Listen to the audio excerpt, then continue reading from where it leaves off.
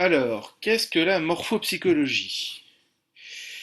Eh bien, j'entends par-ci par-là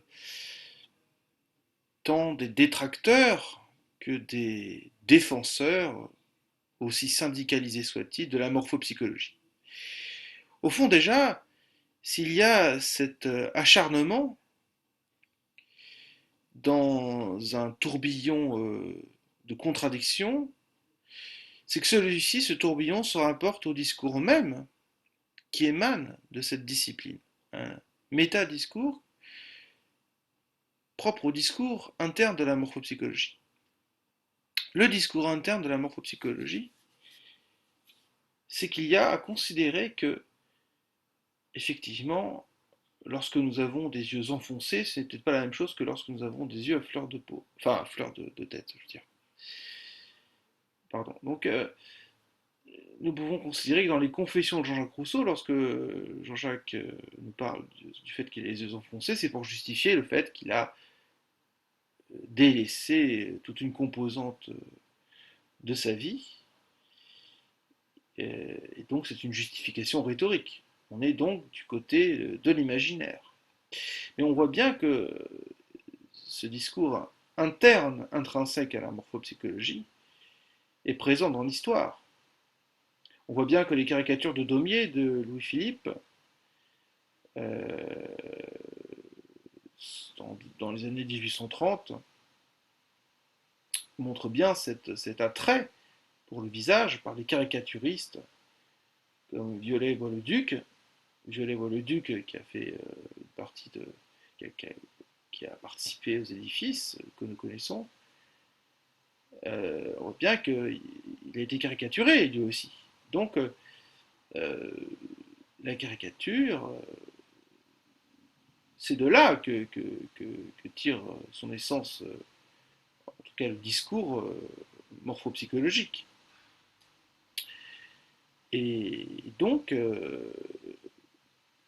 pourquoi ne pas parler d'une essence du discours de la morphopsychologie en tant que discours intrinsèque à la morphopsychologie? euh, je ne peux pas, je n'ai pas assez de temps sur cette vidéo, sur cet enregistrement, mais je n'ai pas assez de temps, mais par exemple, j'étais dans le TGV Nantes-Paris, il n'y a pas longtemps, et en première classe, je me croyais très protégé. Enfin, effectivement, nous étions dans une sorte de sas, de décompression, par rapport à la pression du monde et au fait qu'il y avait une masse comme ça qui grouillait autour de nous. Nous étions donc installés, et d'ailleurs, le voyage a été on ne peut plus agréable. Eh bien, le barista, le barman, avait un visage tout à fait surprenant, euh, comme si il avait le visage, enfin, euh, ce que je puis dire, c'est qu'effectivement, il n'avait pas il avait l'os occipital aplati, toute la partie du arrière du crâne très aplati dans un plan désharmonieux. Je ne juge pas cette personne, je ne dirai pas plus de choses pour la repérer, mais ce que je puis dire, c'est que c'était une personne agréable, gentille, euh, mais somme toute un peu excité peut-être dans ces quelques éléments de discours que j'ai entendus. Mais ce que je puis dire, c'est que euh, l'impression que j'ai eue du changement à Nantes par rapport à cette gare de Nantes, eh bien, c'est une vue sur Nantes. Et cette vue sur Nantes, elle a été, si je puis dire, ancrée par, par l'humain, si vous voulez, qui la compose. Alors, euh, j'ai entendu un peu quelques phrases de ce barista, mais ça n'a pas d'intérêt ici de développer, si ce n'est que pour dire que vous trouverez dans l'intensité des allées-venues, des vas-et-viens de nous tous, euh, rien qu'en France, vous trouverez des formes de visage, des formes de crâne, puisque quand on parle de forme de visage, je ne vois pas pourquoi on ne pourrait pas parler de forme de crâne. Euh, de là en tirer des déductions psychologiques ou psychiatriques, non, c'est pas possible. Mais par contre, on en, on en, on en repère une corrélation entre le discours qui est dit par ces sujets, ces personnes, parce que ce n'est pas forcément des sujets, cela peut être des objets, objets d'une tyrannie, enfin, etc. Et puis la forme, le modelé de leur visage, ainsi que de leur crâne. Mais cette corrélation, c'est une corrélation imaginaire que nous faisons, c'est une corrélation projective que nous faisons.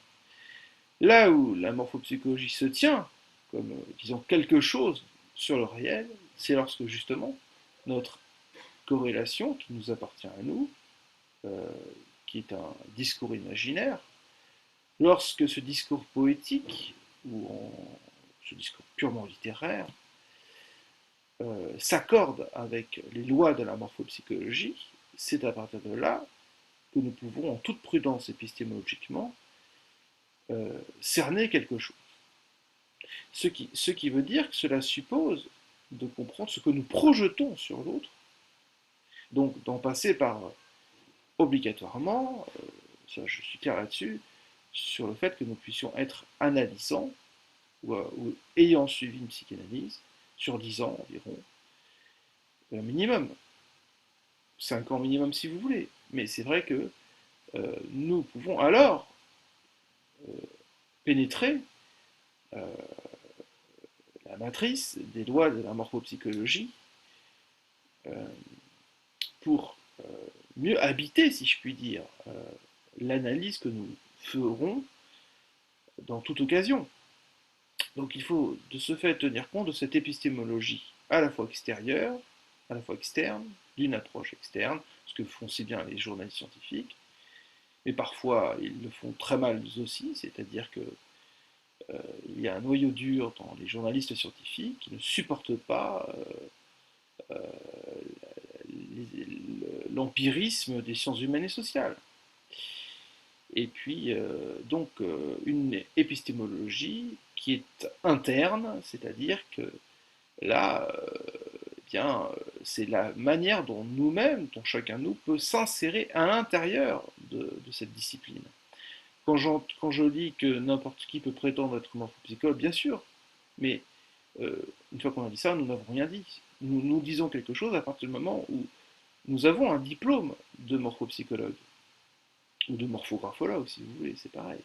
Enfin, si bien qu'il y a une base qui, juridiquement, en impose, si je puis dire. Mais elle en impose sur le plan du réel, c'est-à-dire que nous avons assimilé des lois qui sont très anciennes, et la morphopsychologie est une discipline essentiellement historique, plus que présente d'ailleurs. Mais dans sa part de ce qui concerne le moment présent, elle est extrêmement puissante. Et donc, on peut, dans le talent de chacun de nous, à être observateur, développer notre sens de l'observation. C'est là une finalité, une portée éthique de la morphopsychologie. C'est comme en graphologie, c'est que ça nous permet d'aiguiser notre sens de l'observation d'une manière extrêmement pointue. Et donc, en ce sens, effectivement, bien, comme je l'ai dit tout à l'heure, dans l'histoire, nous n'avons cessé de faire des caricatures, des dessins, des portraits. Nos musées en sont remplis, mais il n'y a pas que nos musées qui en sont remplis. Il y a aussi nos asiles psychiatriques qui sont remplis de modelés de visages. Et là, on voit bien qu'il y a une dimension pas exactement psychosomatique, mais une pression, un ensablement des pensées qui se répercute sur la tension musculaire et qui, dont d'ailleurs nous avons des visages prostrés d'une très grande fixité, une mâchoire inférieure, une maxillaire inférieure qui tombe dans la raideur, dans une comorbidité. La maxillaire inférieure on dit beaucoup. Bon. Puis nous avons des choses qui remontent à la genèse de l'enfant, dans l'enfance, je veux dire, qui est par exemple, l'aponérose épicrânienne, ce qui compose une partie sphérique frontale de notre crâne, notre front, et lorsqu'elle est prononcée, cela peut en dire, cela peut en dire des choses. Mais en fin de compte, euh, puis les mascarons sur les ponts de Paris, les gargouilles que nous trouvons dans les églises romanes jusqu'aux églises gothiques et néo-gothiques, évidemment, nous sommes jonchés de ces visages. Pourquoi les visages depuis la Grèce antique, depuis moins l'Égypte qu'on en dise, ils étaient aplatis, mais enfin, cela dit, il y a les visages très idéalisés, comme le crâne et la tête de certaines divinités, effectivement, que nous pouvons trouver au musée de Berlin. Euh, ce que nous pouvons en dire, c'est que, eh bien, euh, aussi stylisés furent ces statues, euh, il n'en demeure pas moins une continuité dans, dans, dans la sculpture, dans la peinture, dans les arts, etc. Même jusqu'à Barcello, l'artiste Barcello dans les années 2000, qui a été très présent dans les formations avec cette terre d'argile qu'il fait en tant que performance en temps réel. Et donc nous voyons que, si vous voulez, la morphopsychologie existe déjà en elle-même à 90% déjà dans le modelage, dans la mise en forme de ces visages, et donc de ces visages artificiels euh, qui en deviennent artificiels, et donc les 10% restants restent de l'ordre de la discipline dans ces lois morphopsychologiques qui ne peuvent être que empiriquement nourris. Je crois que trop souvent les journalistes scientifiques ou toutes sortes de personnes très extérieures oublient que la morphopsychologie est une science humaine extrêmement empirique. C'est comme la graphologie, c'est extrêmement empirique. Voilà. Je vais m'arrêter sur cet enregistrement. Je vous remercie de m'avoir écouté. Et vous voyez par là un intérêt qui puisse profiter aussi à un plaisir de la pratique. Tant que, évidemment, vous respectiez euh, l'autre, c'est-à-dire au fond, qu'est-ce que j'entends par respect, c'est-à-dire de,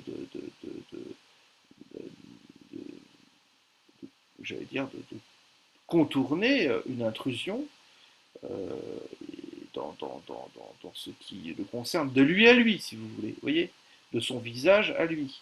Donc effectivement, je l'ai dit sur mon site internet, le second site internet que j'ai, euh, Benjamin Ricard, fengshuiigh.com, je dis dans mon texte que effectivement notre visage, par exemple son nom simple, est ensablé par la pression de nos pensées, et d'un autre côté, il est pressurisé par l'environnement dans lequel nous sommes. Effectivement, le visage est un relief vivant qui est sensible, comme une plaque sensible, et de ce fait, elle se modifie, mais même si elle tient une structure tenace, évidemment, elle s'infléchit dans une vibration, une vibralité qui est irréductible. Euh, comme je l'ai dit, par ces mouvements-là de pression, interne aussi bien qu'externe. Donc, euh, il est intéressant de noter que aussi nos impressions, lorsque nous voyons des gens, euh, bien, se basent sur leur visage. Euh, Lorsque nous floutons un tout petit peu dans des documentaires des visages réels, nous ne pouvons pas les reconnaître. Donc on voit bien qu'il y a, il y a une précision dans le visage qui est effectivement la carte digitale de la personne. Mais ce que nous pouvons dire, c'est que, euh, comment dire, épistémologiquement, les lois de la morphopsychologie sont d'un apport novateur dans les sciences humaines et sociales. J'entends souvent l'expression sciences sociales, mais je préférerais dire sciences humaines en deux mots. Puisque si nous devons nous en tenir à deux mots, moi je préfère dire sciences humaines que sciences sociales. Hein. Et donc, de ce point de vue-là, c'est l'empirisme lui-même qui est attaqué dans notre société, c'est-à-dire au fond ce qui existe dans l'art, dans la culture, dans la littérature, dans l'expérience de l'enquête de tout enquêteur de tous bords, que ce soit des ethnologues, des ethnopsychiatres, enfin même la psychiatrie a une forte teneur empirique lorsqu'elle est freudienne et lacanienne, lorsqu'elle est de certains courants anglo-saxons qui quand même étaient très proches d'un certain empirisme. Effectivement, nous sommes à l'orée d'une époque où se confrontent les neurosciences, par exemple, qui cherchent et veulent dessiner un modèle explicatif.